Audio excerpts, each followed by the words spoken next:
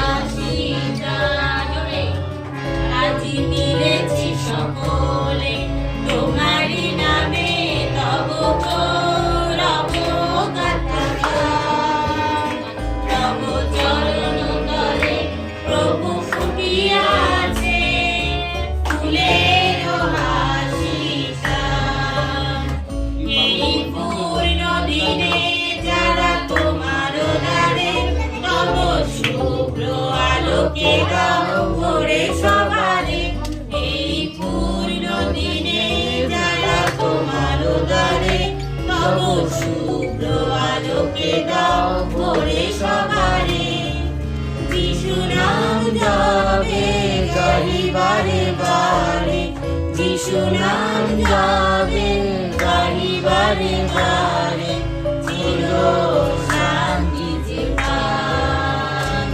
আজি মিলেছি সকলে তোমারি নামে, তব গৌরব গাথা গান। ক্রিয়া বর্ণনা করিব, আমি তোমাদের আনন্দ উল্লাস করিব। পড়ার পর আমি তোমার নামে প্রশংসা গাইব। যখন আমার শত্রুগণ ফিরিয়া যায়, তখন তোমার সাক্ষাতে পতিত ও বিনষ্ট হয়। কারণ তুমি আমার বিচার ও বিবাদ নিষ্পন্ন করিয়াছ। তুমি সিংহাসনে বসিয়া ধর্ম বিচার করিয়াছ। তুমি জাতিগণকে ভৎসনা করিয়াছ, দুষ্টকে সংহার করিয়াছ।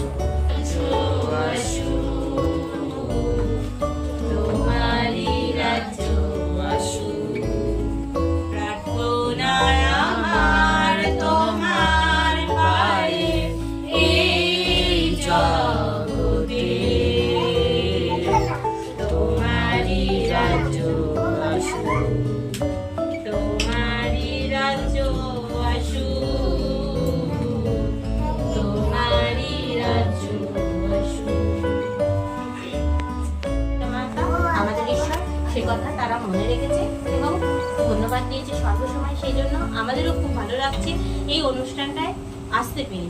এবং আজকে যে পাঠটা হচ্ছে গীতা থেকে, সেখানে সব সময় কিন্তু যে বেশিরভাগ লাইনে এটাই লেখা যে ঈশ্বর ভয় আমার জীবনের সব থেকে একটা স্ট্রং জিনিস, যেটা আমি ঈশ্বরকে ভয় করবো। আমি পাপ করি, মানুষের জীবনে চলতে গেলে অনেক ভুল ভাবতে আমাদের লাইফে থাকবে। ভুল যদি আমি না করি আমি জীবনে শিখতে পারবো না, আর ভুলটা তারই হয় যে কাজটা করি।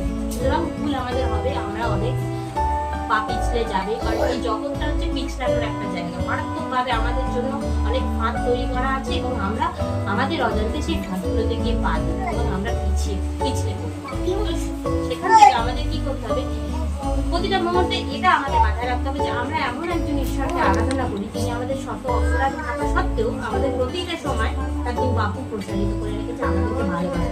পরিকল্পনা ছিল না যে আমি তো কোনোদিন ছোট থেকে হয়েছিল ছোটবেলায় অনেকবার জন্মদিন, কিন্তু এইবারে করাটা আমার আমি ধরো দিদি দেবাশিস সেটা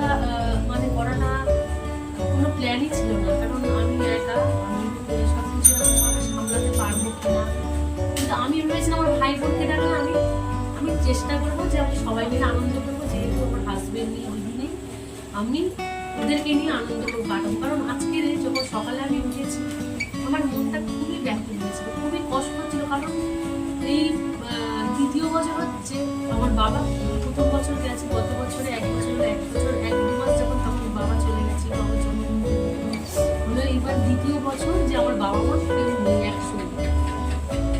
তো এক সময় দিন গেছে যে প্রভুকে ধন্যবাদ দিই, এটাও আমি প্রথমে বলি যে এই সত্যি 28টা বছর, আমার 28 বছর পূর্ণ, মানে 28+, মানে 28টা বছর আমাকে এত সুন্দরভাবে আমাকে এনেছে। কারণ অনেক ঘাত প্রতিঘাত আমার উপর থেকে গেছে আর আমার পরিবারের উপর থেকে। প্রথম আমার জীবনে ধাক্কা ছিল আমার ছেলে, তো সেই ধাক্কাটা সামনে না উঠতে উঠতেই আমি ভাবলাম যে আমি মেনে নিয়েছি। তারপরে দেখলাম তারপরেও একটা বিশাল ধাক্কা এলো আমার মা, তারপর বাবা, এরকম আস্তে আস্তে পুরো যেখানে মানে সবকিছু কি বলবো, যেখানে সামাল দেওয়ার ছিল না, কিন্তু ঈশ্বর যদি না থাকতো সত্যি সামলাতে পারতাম না। কারণ আমি এতই মানে আমার হৃদয়টা এতটাই যে বাবা মার প্রতি, হয়তো বাবার সঙ্গে আমার সত্যি কথা বলতে বাবার সঙ্গে খুব খুঁটিনাটি বাধ্য, কিন্তু সত্যি কথা বলতে সত্যি কি বাবাকে আমি কি ভালোবাসতাম না।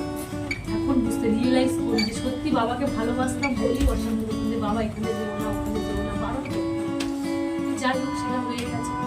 এখন মানে আজকে এত মিস করছি আমাকে যে মা প্রত্যেক বছর হয়তো কাউকে ডাকতো, ছোটবেলায় ডাকতো, তারপরে কিন্তু মা আমাকে চেষ্টা করতো তার সবটুকু দিয়ে আমাকে খুশি করার, যে তোমার কিসে খুশি হয়। কিন্তু আজকের এমন দিন এসেছে, আমি সত্যি কথাই আমরা নিজেরা যা ডিসিশন নেবো সেটাই, কেউ আমাদের মধ্যে কেউ কিছু নেই। তো আজকের দেবাশিস আমার গার্জেন, সেও নেই, দিদিও আর তুই আজকের বললো, আমি বলছিলাম দাও ভাই সব সামলাতে পারবি তো, মানে সবাইকে দেখে সবকিছু। ও বলছে দিদি আমি পারবো, মানে ও আমার এখন বল, ও আমাকে সবকিছুতে সাপোর্ট করলো কি সুন্দরভাবে। সকাল থেকে উঠে বললো দিদি সবাইকে ফোন কর, আমি তো যাচ্ছি, মানে প্ল্যান কালকে অবধি যে আমি কি করবো আমি সেভাবে ঠিক মতো ডিসিশন নিতে পারছি না। কিন্তু প্রভু সত্যি আমাকে সুন্দরভাবে সবকিছু করতে সাহায্য করেছে। সবাই তোমরা এসেছো, সত্যি তোমাদের অনেক ধন্যবাদ। আর প্রভুর সঙ্গে আছে। আজকে খুব বড় একটা অ্যাক্সিডেন্টের হাত থেকে আমরা রক্ষা হয়েছি, আমরা 2 ভাই বোন আর আমার পরিবার। আজকের এই গ্যাস এনেছি, একটা ছোট্ট গ্যাস, আমাদের এই গ্যাসটা খুব ডিস্টার্ব হচ্ছে, বড়টা ছোট গ্যাস এনেছি আর লিক করছিল। গুড্ডু যদি সেই সময় না আসতো, আমি মানে গ্যাসটা এমন ভাবে ধরে পুরো ছাদ অব্দি উঠে যাচ্ছিল, ও আমাকে সরিয়ে দিয়ে গ্যাসটা ছুটতে গিয়ে পুকুরে ফেলে দিয়েছে। তাহলে আজকে কি হতো জানি না। তো ঈশ্বরের ধন্যবাদ যে প্রভু, আমি প্রভুকে সত্যি ধরে রেখেছি বলে প্রভু আমাদের প্রত্যেককে ধরে রেখেছে। তাই আমি প্রভুকে মহান, এত ঘাত প্রতিঘাতের মধ্যেও এত সত্যি কথা, জীবনে অনেক বাবা মা চলে যাওয়ার পর অভাব দেখেছি কি, কষ্ট, হৃদয়ের কষ্ট দেখেছি কি, সবকিছু দেখার পরেও আমি বলবো আমরা অনেক ভালো আছি।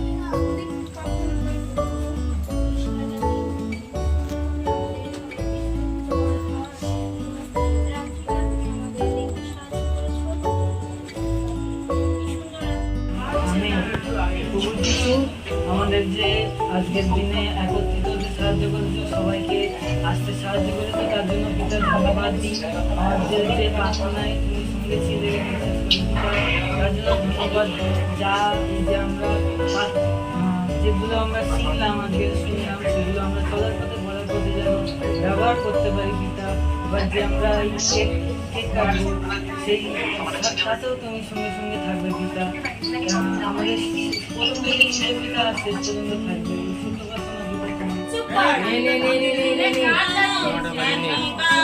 Day to you, happy birthday to you, happy birthday to you, happy birthday to you. May God bless you, may God bless you, happy birthday.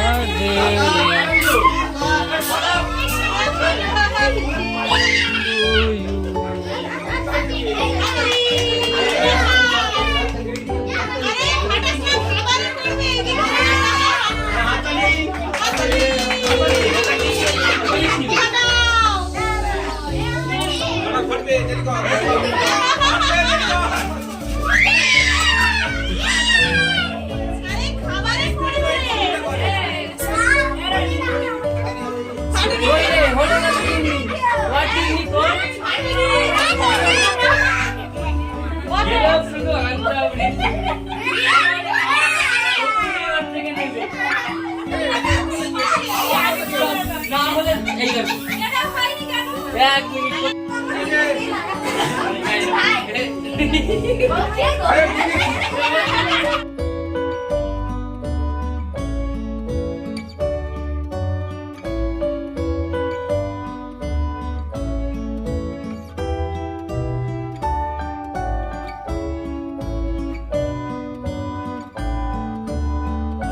তো বন্ধুরা এখন রাত 1:14, তোমরা তো দেখলেই।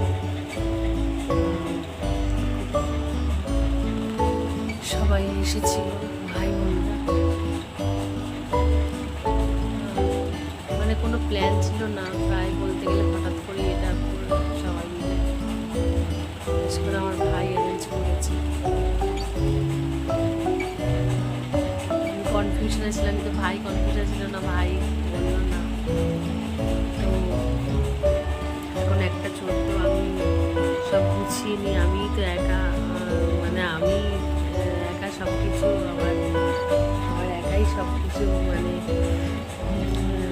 অ্যারেঞ্জ করা, রান্না বান্না সব কিছু একা হাতে, আবার সব কিছু কেটে আবার গিয়ে সব কিছু সবার সঙ্গে সাহায্য করা। দিদিরা ছিল, তাও সাহায্য করলাম।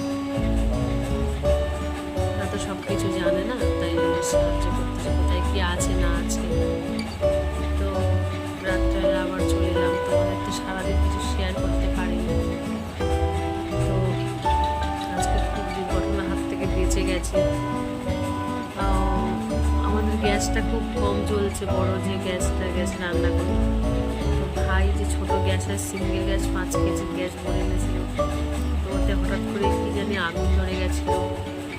খুব মানে ভয়ঙ্কর, এরকম দৃশ্য আমি মানে দেখিনি আমার জীবনে। ও ছুটে গিয়ে একদম আমাদের পুকুরের উপরেই তো ঘর, তো পুরো পুকুরে গিয়ে একদম ছুটে গ্যাসটা ফেলে দিয়েছে। আজকে কী হতো জানি না, কিন্তু ওর কথা এটাই, যদি আমার কিছু হয়ে যাবে, কিন্তু ওদের বাচ্চারা ছিল, তুমি ছেড়ে কিছু। তো খুব কষ্ট হচ্ছিল শুনে, বাবা মা নেই। আর আজকের দিনে বাবা মাকে খুব মিস করছি, ভীষণভাবে মিস করছি। কারণ এরকম সারপ্রাইজ তো আমাকে কেউ দেয়নি এত ভালোভাবে। আমার ভাই আমাকে এরকম করবে আমি ভাবতে পারিনি, এরকমভাবে সারপ্রাইজ দেবে। আবার কি বলবো, মা যখন ছিল